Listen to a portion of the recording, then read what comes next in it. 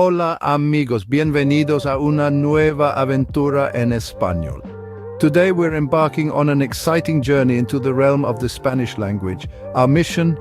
To conquer the 500 most commonly used words in Spanish. This video will guide you through this adventure, breaking it down into easily digestible sections from basics to verbs, adjectives, nouns, and everyday phrases.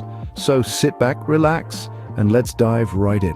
Prepare yourself for a journey into the beautiful language of Spanish. We start our journey with the basics, the most common words that are the building blocks of the Spanish language.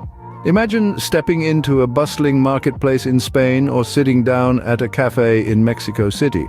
To blend in and interact with the locals, you'll need to master some fundamental Spanish words. Let's dive in, shall we? First up, we have hola, which means hello.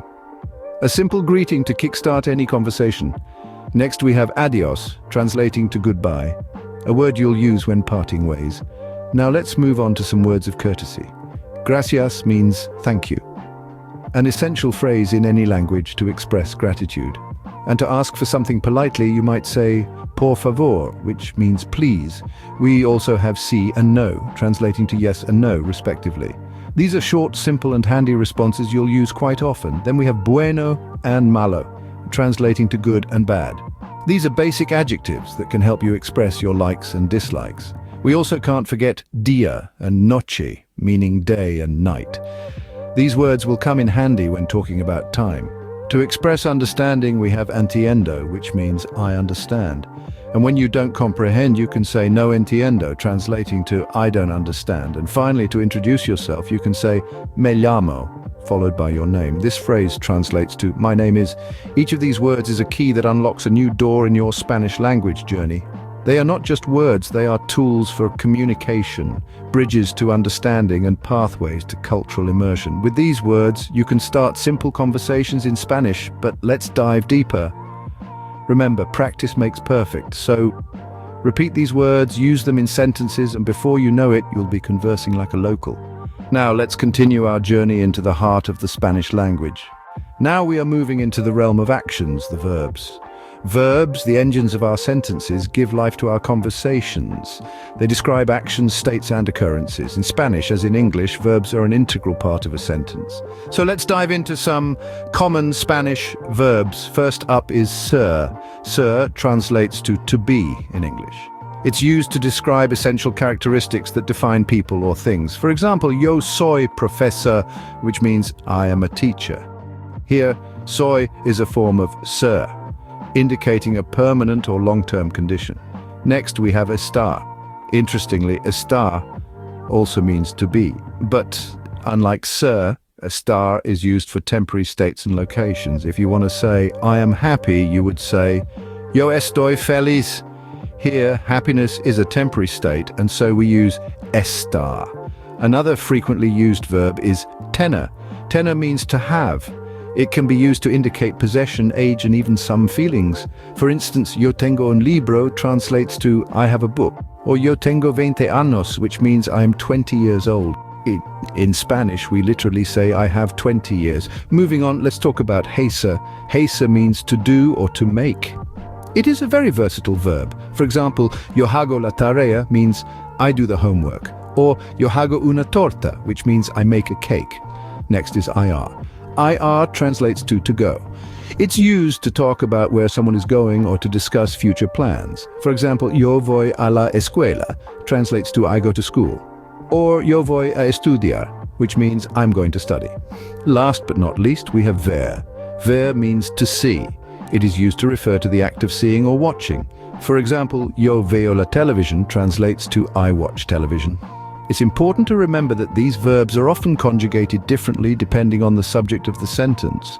But don't worry, we'll cover verb conjugation in a future lesson. These are just a few of the most common verbs in Spanish. There are many more to learn, but mastering these will give you a solid foundation. With these verbs, you can talk about who you are with ser, how you're feeling with estar, what you have with tener, what you're doing with hacer, where you're going with ir, and what you're seeing with ver. Knowing these verbs, you can express your actions and feelings in Spanish. Adjectives give color to our language. Let's learn some common Spanish adjectives. In the vibrant world of the Spanish language, adjectives play a pivotal role. They add detail, they bring color, and they breathe life into our sentences. So let's dive in and explore some of the most commonly used Spanish adjectives. First off, we have bonito or bonita, which translates to beautiful or pretty in English. You may use it to describe anything that catches your eye, from a stunning sunset to an attractive outfit. For instance, el atardecer es muy bonito means the sunset is very beautiful. Next we have grande, meaning big or large. This adjective is quite handy when you're talking about size. For example, you might say la casa es grande, meaning the house is big. On the flip side, we have pequeño or pequeña, translating to small in English. This can be used to describe anything of a smaller size. An example sentence could be el gato es pequeño, which means the cat is small. Another useful adjective is viejo or vieja, meaning old. It can be used to describe anything that has been around for quite some time, like el coche es viejo, meaning the car is old. In contrast, nuevo or nueva translates to new. You can use this adjective to describe anything that is fresh or recently acquired. For instance, el libro es nuevo, which means the book is new. If you're describing something that's easy, the word you're looking for is fácil. Conversely, if something is difficult, you describe it as difícil. For instance, you might say el examen es fácil or el examen es difícil, meaning the exam is easy or the exam is difficult, respectively. Finally, let's look at bueno and malo, meaning good and bad. These are extremely versatile adjectives and can be used in a myriad of situations. For example, la comida es buena means the food is good, while el clima es malo translates to the weather is bad.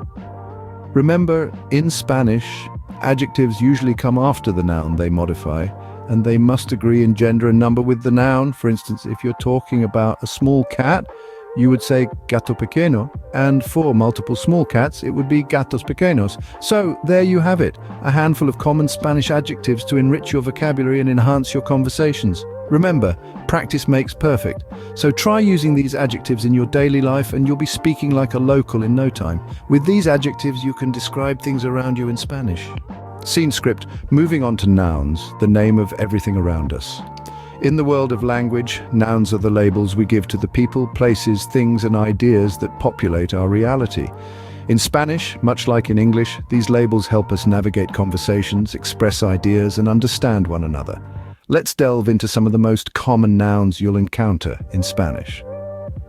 First up, we have casa, which translates to house in English.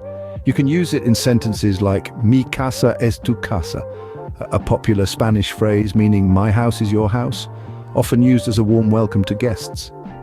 Next, we have perro, the Spanish word for dog.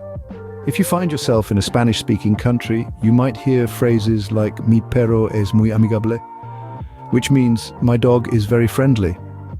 Dia, meaning day, is another common noun. You can use it in everyday phrases like buenos días, which means good day or good morning. Let's move on to libro, the Spanish word for book. You might say estoy leyendo un buen libro, or I am reading a good book. Here's a fun one, amigo, which translates to friend. You could tell someone eres mi mejor amigo, meaning you are my best friend. Another everyday noun is ciudad, meaning city. When traveling, you might say esta ciudad es hermosa, which means this city is beautiful. The word comida stands for food. A common phrase you might use is la comida es deliciosa, translating to the food is delicious. We also have familia, which means family. You might say amo a mi familia, which translates to I love my family.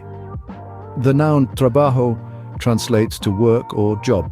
A sentence you could use is mi trabajo es interesante, meaning my job is interesting. And finally, we have amor, a beautiful word that translates to love. You might hear or use phrases like el amor es todo, which means love is everything. As you can see, these common nouns form the backbone of many conversations in Spanish. They are the building blocks that you'll use to construct sentences, express thoughts, and understand what others are saying. Just like in English, the more nouns you know, the more complex and interesting your conversations can become. Remember, practice makes perfect. Try using these nouns in your everyday conversations. Talk about your casa, your perro, how your dia is going. Discuss your favorite libro. Introduce your amigo. Describe your ciudad. Talk about your comida, your familia, your trabajo. And of course, don't forget to spread some amor.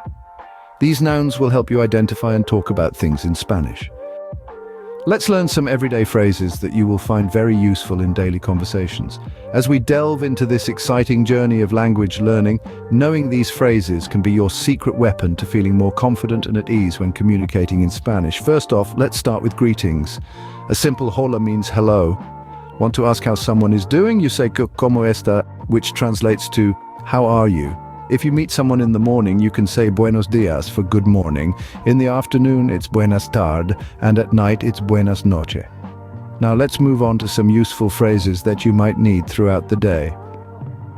¿Qué hora es? Is how you ask what time is it. If you want to know where something is, you can say ¿Dónde está?, followed by the name of the place or thing. For example, ¿Dónde está el baño?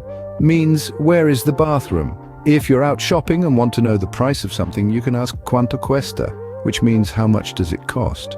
When you're in a restaurant and ready to order, you can say quisiera, which means I would like, followed by the name of the dish. Also, it's always good to know how to express gratitude and respond to it.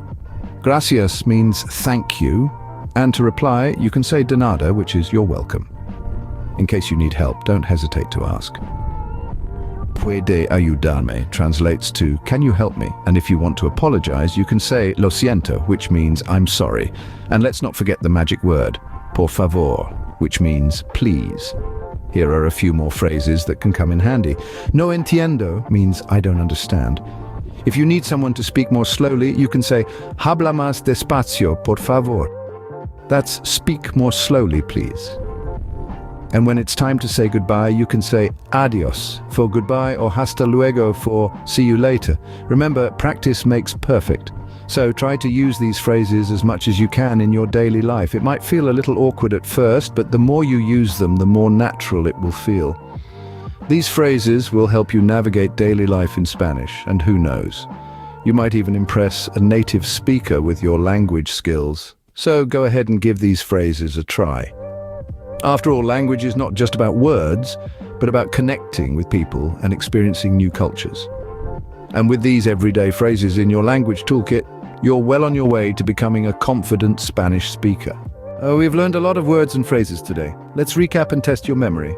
So, we started our journey with the basics. Remember, we spoke about the importance of greetings like Hola, buenos dias, and buenas noches.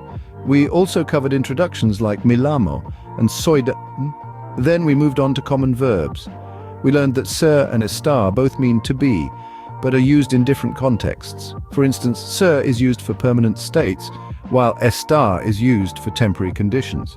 Next, we delved into useful adjectives. We emphasized the importance of adjectives like grande, which means big, pequeño for small, rápido for fast, and lento for slow.